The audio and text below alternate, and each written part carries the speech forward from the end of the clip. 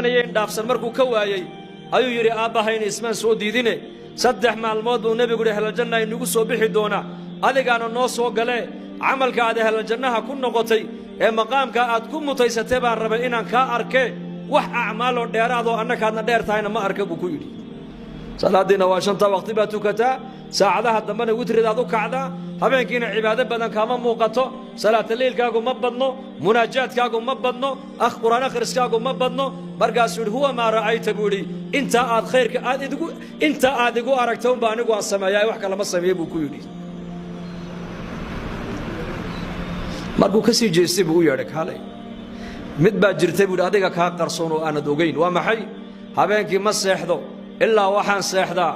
أنا ضدك مسلمين تسكع فيها سيحدا يقولوا أفنع على الحمى على وش نقوهين سلامة الصدر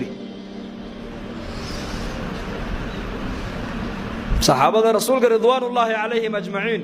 عبادة دودو مبنين صلاة دودو الصوم كوكو مبنين لكن قلبي كوكا فعنا إياك سلف قواحي ورنجرين أبي بكر الصديق رضي الله عنه صحابة رسولك يا أمة النبي محمد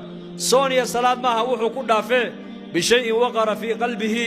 نور قلبه سكون بعي أيوة أبو بكر ومضى كل دافع قلوب تودا هاي قلوب نظيفة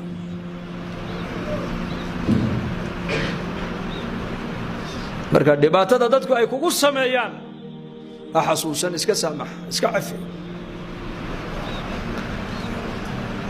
غزوات كي النبي صلى الله عليه وسلم غزوات كمدة ayaa markuu nabigu qanaa'imtii u qaybiyay saxaabada nin ayaa yiri marka qismadan la qaybiyay lagumana cadaalad falin ilaahay dartina loogama jeedo buu yiri hadalka ayaa lagu leeyahay nabiyullaahi muhammad alayhi salaatu wasalaam loo fiirsada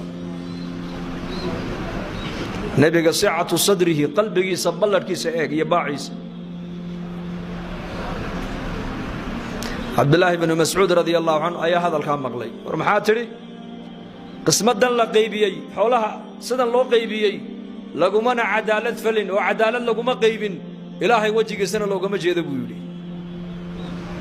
hadalka ka warramay intuu leeyahay dambi ibn mas'ud radiyallahu anhu wallahi ma qarinay nabiga anu sheegay buu yiri markaa uu nabiga u sheegay alayhi salaatu wasalaam nabiga wajigiisa baa bedilmay markaa uu nabigu